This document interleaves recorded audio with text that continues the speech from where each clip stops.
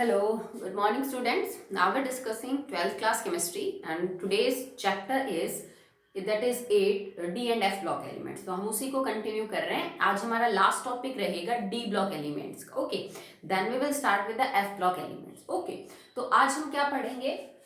Group trends for D block elements. अब तक मैंने आपको जितनी प्रॉपर्टी समझाई वो हमने पीरियड में डिस्कस की. ओके, ज्यादातर डी ब्लॉक एलिमेंट्स की जो प्रॉपर्टी है बेटा वो पीरियड के अंदर डिस्कस की जाती है, बट हम यहाँ पे ग्रुप वाइज भी इन एलिमेंट्स को क्या करेंगे, स्टडी करेंगे. कुछ कॉमन प्रॉपर्टीज जो ग्रुप में देखने को मिलती है, कुछ कॉमन यूजेस इन एलिमेंट्स के, उनको अब हम पढ़ने की कोशिश करेंगे. ओके, तो चलिए स्टार्ट करते हैं.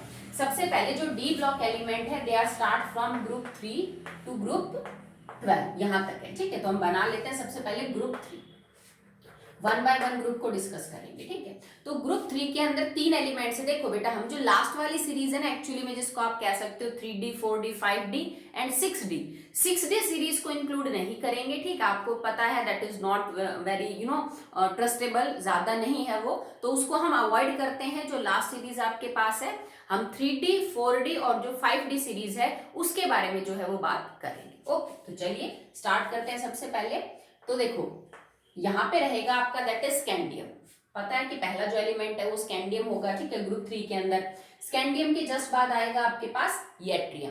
येट्रियम के बाद आपके पास लेंथेनम है और लेंथेनम के बाद आपके पास एक्टिनियम है. ठीक है, एटॉमिक नंबर वगैरह, सिंबल वगैरह सब आप ऑलरेडी याद कर चुके हो जब हमने डी ब्लॉक एलिमेंट्स को स्टार्ट किया. तो it is scandium, yttrium, lanthanum and actinium.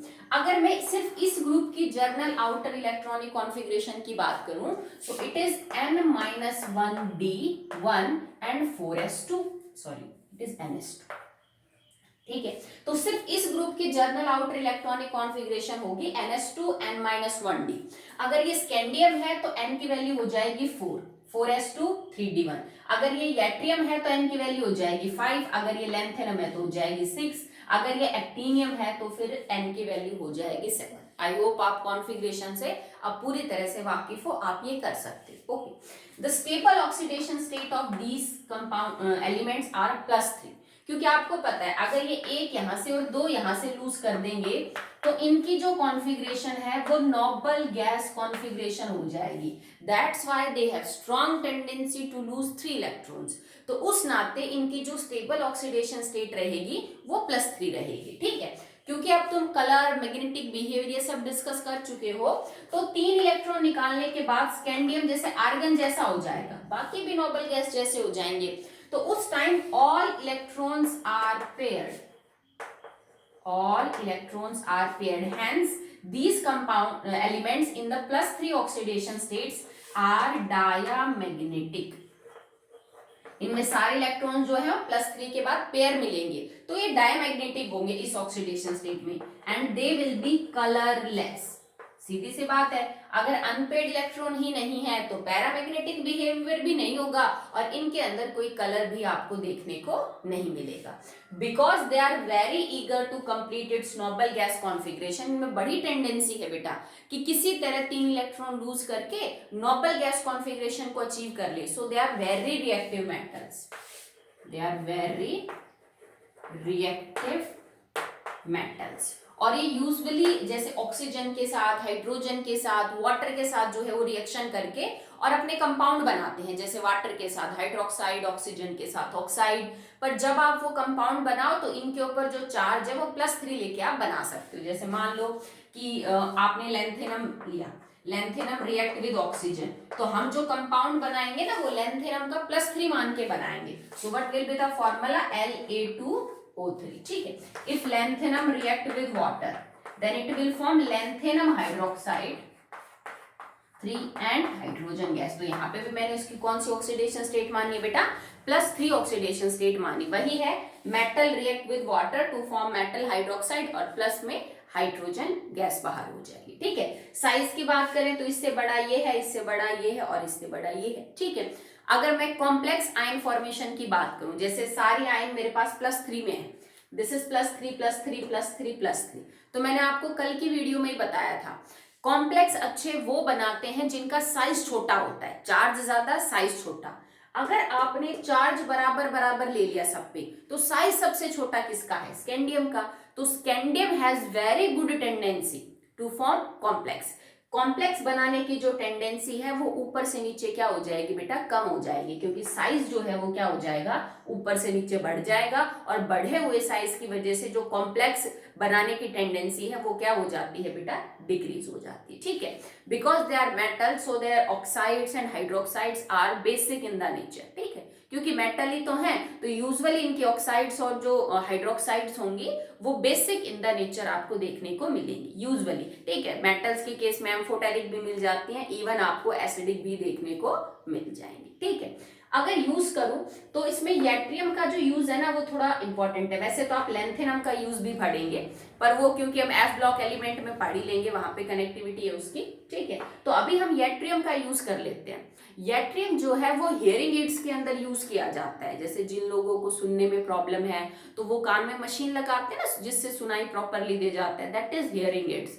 तो उनको बनाने में, मेमोरी कार्ड्स, चिप्स बनाने में, इलेक्ट्रॉनिक सामान बनाने में हम यट्रियम जो है उसको क्या करते हैं बेटा? यूज करते हैं। तो हर ग्रुप में एक दो एलिमेंट है जिसका कोई यूज स्पेसिफिक है, so try to remember that use. कई बार यूज से क्वेश्चन निकल के आ जाते हैं कि वो कौन सा एलिमेंट है जो यहाँ यूज किया जाता है इस काम में।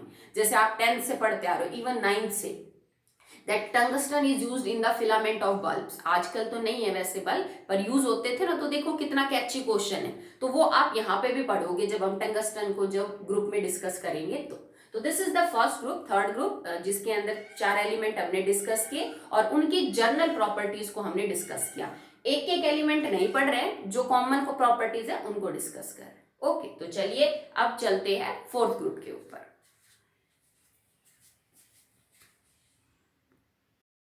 The next group is group number 4, और इसके जो 3 एलिमेंट्स, इसका चौथा एलिमेंट डिस्कस नहीं करेंगे बेटा। 3 जो एलिमेंट है that is titanium, zirconium and hafnium. Okay, number and configuration वो सब आप जानते हो। ओके, तो अगर मैं इस पूरे ग्रुप की जर्नल आउटर इलेक्ट्रॉनिक कॉन्फ़िगरेशन की बात करूं, it is n-1d 2 4s2 ns2। Okay, तो अगर ये टाइटेनियम है तो यहाँ पे 4 है, यहाँ 3 है। जिरकोनियम के केस में यहाँ 5 और यहाँ 4 है, यहाँ पे 6 और फिर 5 है। इतना आप समझ सकते हो। Okay, so this is the outer electronic configuration for group 4 elements. The stable oxidation state for these elements is +4। Reason is but obvious, क्योंकि 4 इलेक्ट्रॉन लूज करके ही ये नोबल गैस कॉन्फ़िगरेशन को अचीव करेंगे। So they have stable configuration, ठीक है, with losing 4 electron. That's why their stable oxidation state is +4. But they can also show +3 oxidation state. जैसे titanium जो है वो कुछ एक कंपाउंड्स के अंदर +3 भी दिखाता है, जैसे TiCl3, नहीं तो TiCl4 भी बन जाएगा, TiO2 भी बन जाएगा, ठीक है, ZrO2 बन जाएगा, HFO2 बन जाएगा। इनमें देखो सब +4 है, तो +4 इज स्टेबल, ठीक है, but titanium can also show +3 oxidation state. Okay, अगर आपने इन एलिमेंट्स के कंपाउंड +4 ऑक्सीडेशन स्टेट में ले रखे हैं तो all electrons are paired in the +3 oxidation state. These elements are diamagnetic and colourless, ठीक है, इन पे रंग भी नहीं होगा। You all know from the last videos की इलेक्ट्रॉन रिस्पॉन्सिबल है अनपेयर्ड कलर के लिए। तो +4 के अंदर दे have stable noble gas configuration, all electrons are paired, so they will be diamagnetic and colourless, ठीक है। और +4 ऑक्सीडेशन स्टेट के अंदर ये टेट्राहेड्रल होंगे, ठीक है, और कोवलेंट बॉन्डेड होंगे।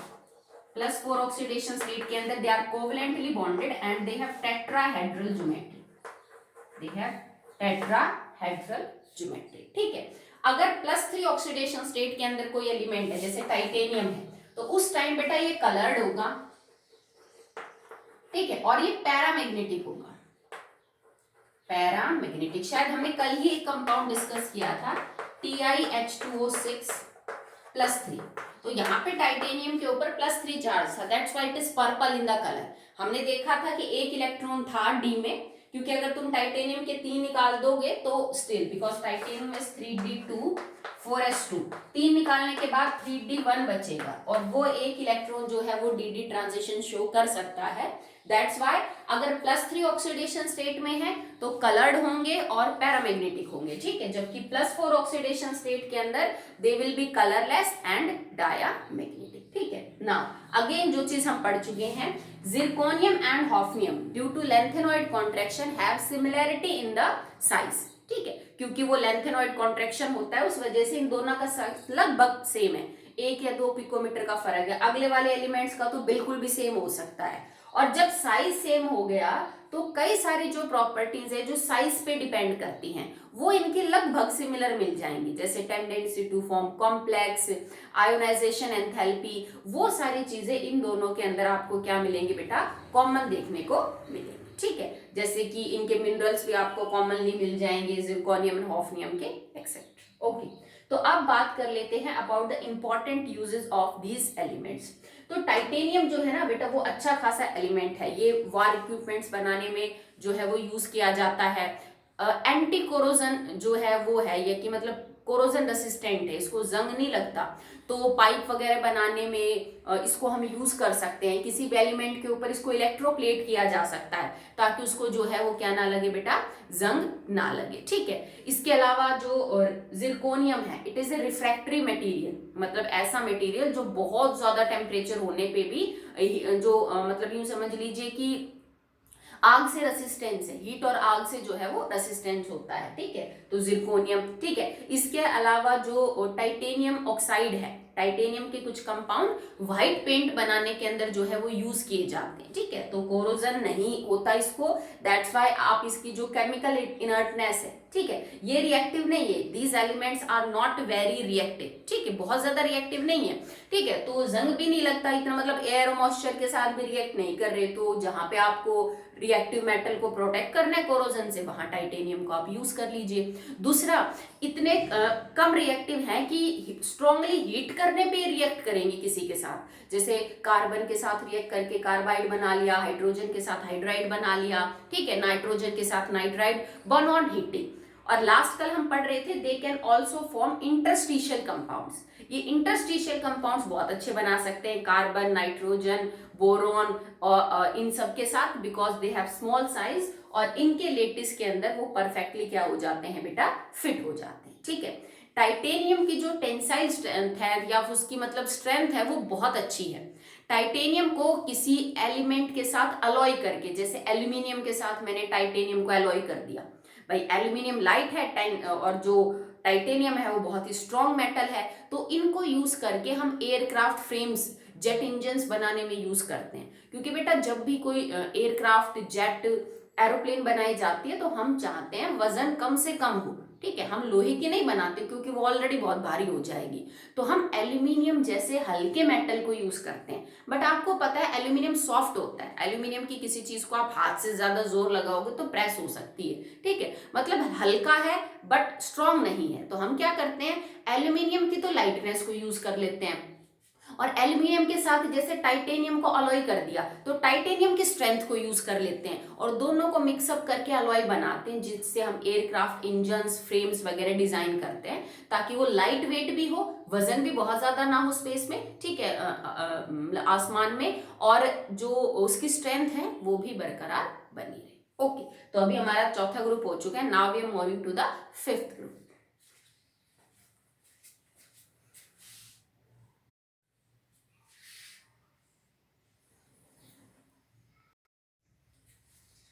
Now, group 5. So, group 5 is vanadium, niobium, and tantalum. Okay, so the general outer electronic configuration of this group is N-1 D3 and NS2.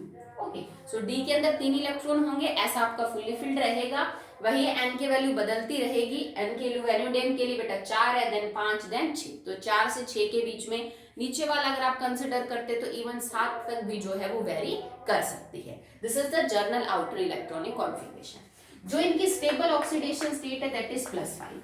आप एक बात नोट कर रहे होंगे बेटा कि स्कैंडियम वाले ग्रुप के अंदर +3 ऑक्सीडेशन स्टेट स्टेबल थी, टाइटेनियम वाले के अंदर +4 थी और वेनेडियम वाले ग्रुप में +5 है। मतलब यहां तक जो हमने 3 ग्रुप डिस्कस किए हैं, इनमें जो ग्रुप नंबर है ना वही इनकी स्टेबल ऑक्सीडेशन स्टेट का भी नंबर होता है, पर सारे ग्रुप में ये चीज काम नहीं करती। मैं आपको बता दूंगी कब तक ये काम करती है। Okay, but other than this they can also show 2 oxidation state that is +3 and +4।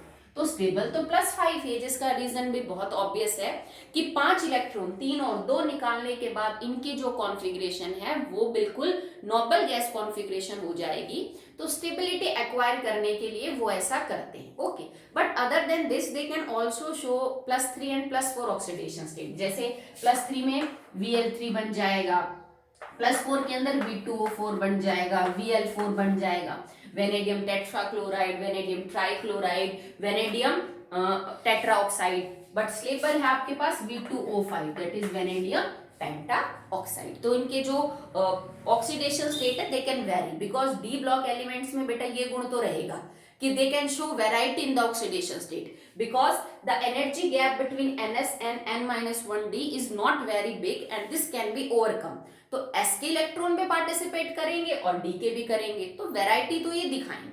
ठीक है, बहुत ज्यादा रिएक्टिव मेटल्स नहीं है, they are very less reactive metals. अगर आप इनको ऑक्सीजन के साथ गर्म करो तो दे कैन फॉर्म ऑक्साइड। ठीक है, so can form oxide on heating, गर्म करने पे करेंगे रिएक्शन, वैसे इतने ज्यादा रिएक्टिव नहीं है। जैसे वेनेडियम जो है वो V2O5 बना देगा because +5 of vanadium is stable, but it can also form V2O4। जैसे सल्फर करता है ना बेटा, सल्फर को ऑक्सीजन की प्रेजेंस में हीट करो तो मेजरली देगा SO2, बट कुछ थोड़ा बहुत अमाउंट SO3 का भी आ जाता है। So it can form V2O5 but it can also form V2O4। ठीक है, but due to lengthenoid contraction the size of NB&Ta, that is niobium and tantalum is almost same। Reason आप जानते हैं लेंथेनॉइड कॉन्ट्रैक्शन की वजह से। ठीक है, तो इनकी जो आयनिक रेडियस है, इनकी कुछ प्रॉपर्टीज है, उनके अंदर आपको सिमिलैरिटीज देखने को मिलेगी।